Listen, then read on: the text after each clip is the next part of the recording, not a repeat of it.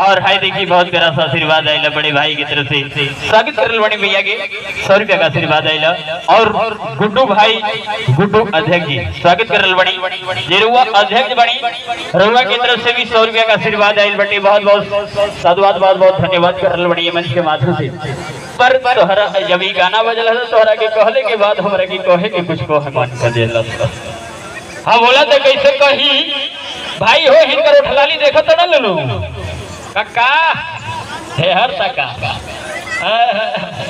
देखा 2 गो आंख ना 4 गो आंख लेके सिकत हम घरे पतो ही छोड़ के और यही स्वागत करे मुन्ना भाई क्या बात है।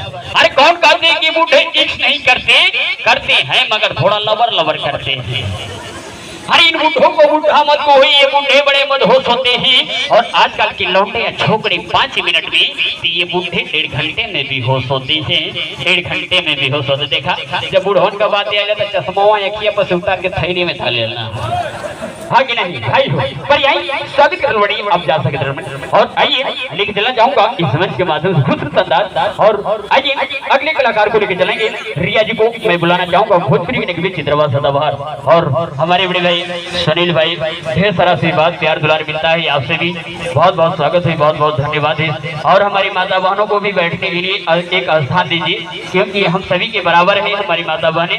स्वागत है हमारी माता बहनों का। तो चलिए और हम चाहेंगे कि हमारी रिया जी के लिए खूबसूरत सा गीत लगाएंगे भोजपुरी की भी बजाएंगे। आ जाइए हमारी रिया जी प्लीज भोजपुरी की भी बजाएंगे हमारे बड़े भाई क्या बात है।